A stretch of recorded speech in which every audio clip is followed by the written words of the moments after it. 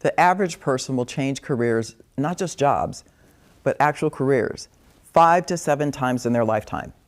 With AI reshaping entire industries, that number is only going up. Yet most people feel trapped by their resume, believing that they have to keep doing what they've already done. I've personally changed functions 4 times and sectors, industries, 4 times in my career. And that's because I chose to. And I'm going to tell you the truth, it's not about having the right background, it's about understanding how to leverage your competencies, those transferable skills that translate across industries and roles, and having the courage to tell a compelling story about why you're the right person, even when you don't necessarily fit the traditional mold. Whether you're thinking about going back to school, starting a business, or pivoting to a completely new field, this isn't just theory. These are the actual frameworks and questions that will help you make a strategic move rather than a desperate one. Are you wanting to move out of what you've been doing but worried that you don't have the right credentials or that your dream job won't pay the bills? Think again. When I published my book, Career Mapping: Charting Your Course in the New World of Work in 2011, I wanted to share what I learned in the first half of my career. This included being a college recruiter, working in commercial real estate, and becoming a partner in a global executive search firm. I had peeked behind the curtain and was able to analyze and articulate how I supported and watched thousands of execs make critical career decisions. I also made my own career moves in alignment with who I wanted to become, a person of purpose and service.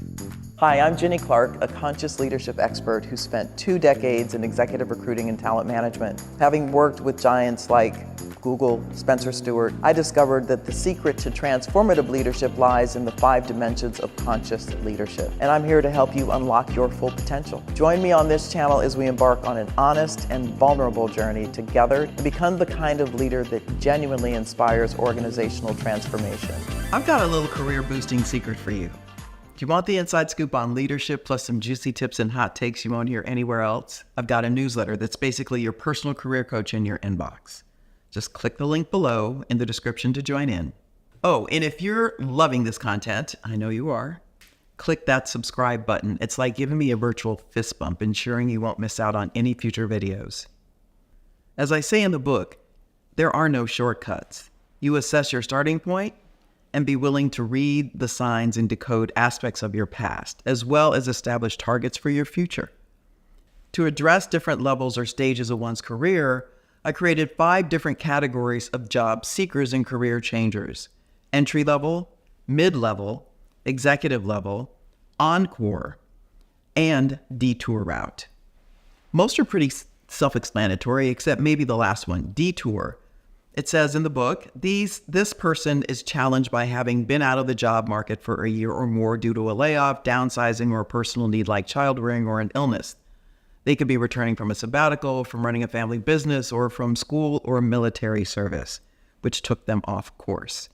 This person might be also starting a business after having held a more traditional job, or maybe looking for a traditional job after having been self-employed for some time. So be sure to check out the book for specific descriptors of each level.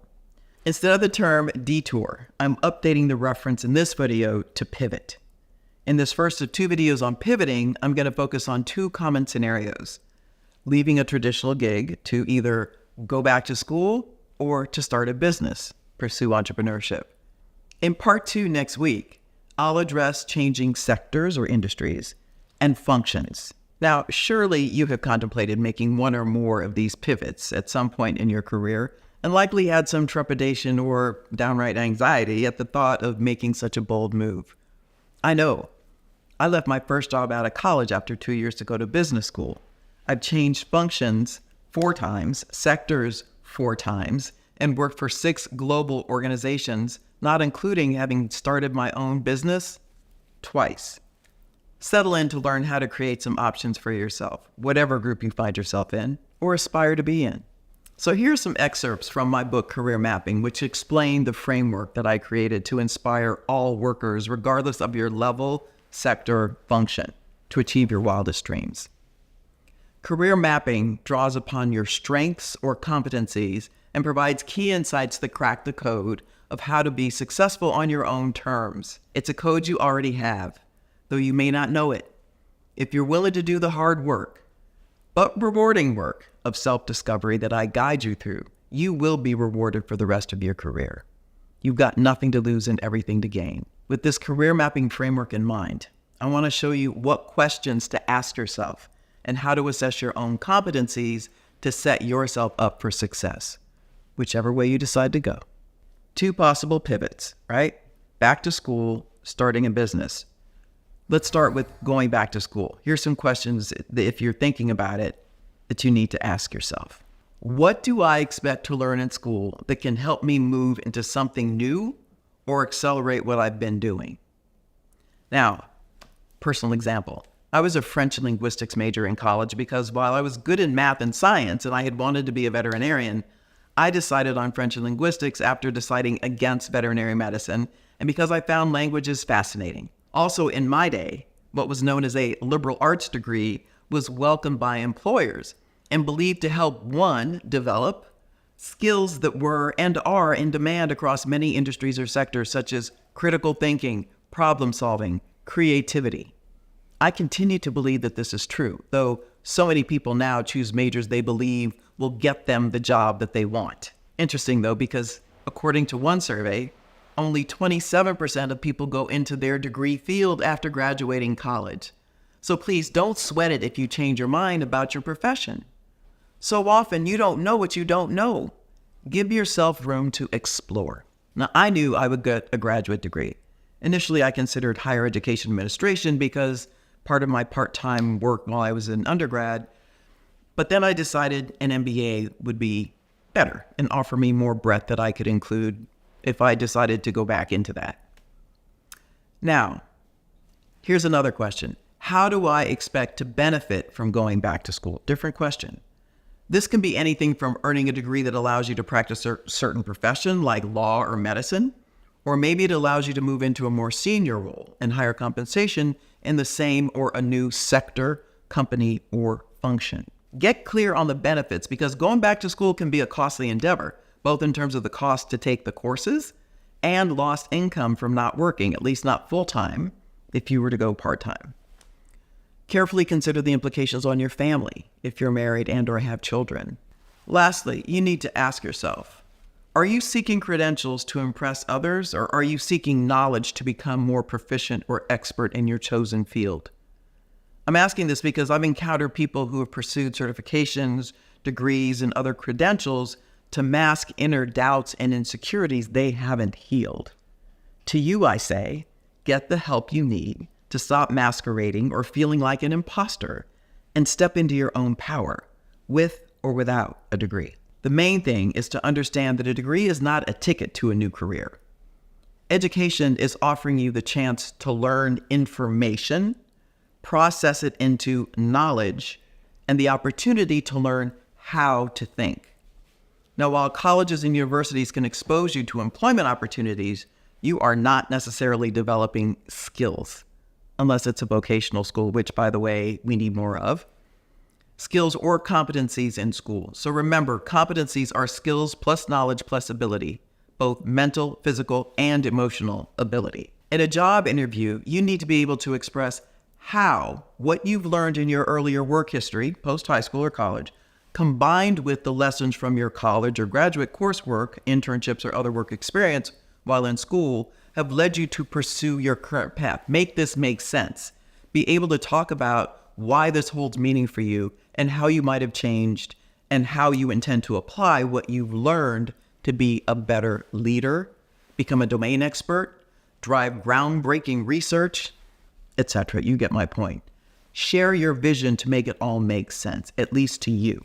Now, in terms of starting a business, here's some key questions to ask yourself before deciding to go into business for yourself. What specific skills and competencies am I bringing to this new business?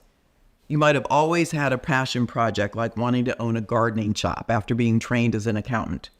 Your accounting skills will come in useful, and you might have extensive knowledge of gardening.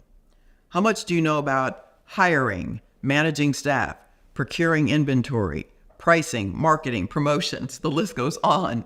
Passion and a business plan simply aren't enough. Here's another question. What are my gaps and how might I fill them?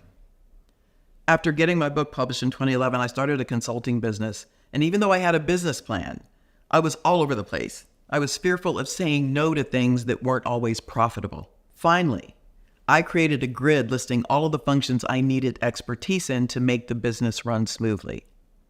To name a few, sales and marketing, including digital marketing, accounting and finance, legal, administration, operations, strategic planning, business development. When I laid them all out, I had a bit of an epiphany.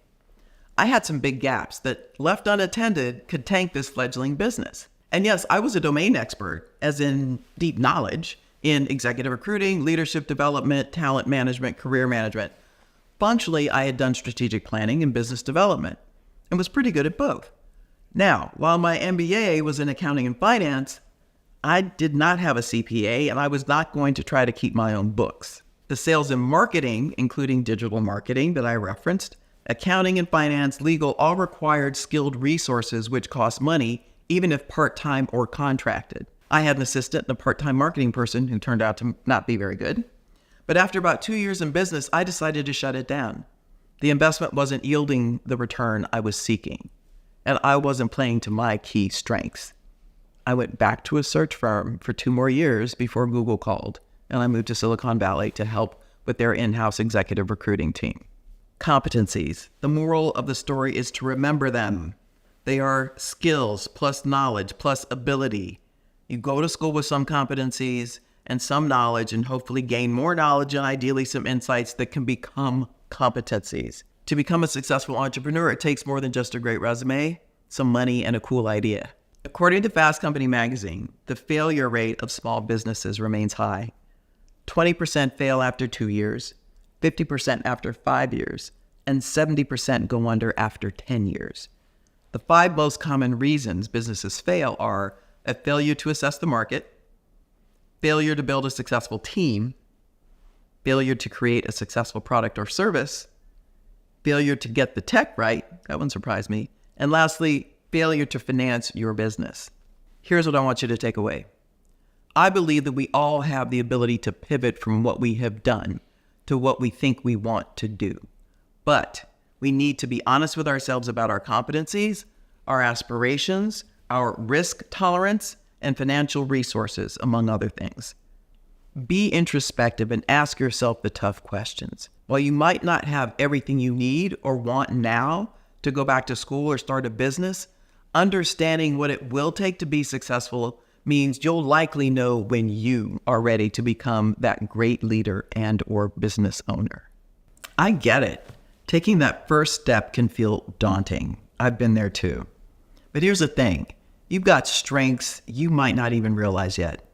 I've put together a free career mapping framework to help you uncover those hidden talents and chart your own path forward. It's not about changing everything overnight. It's about starting to see your potential clearly. Ready to explore?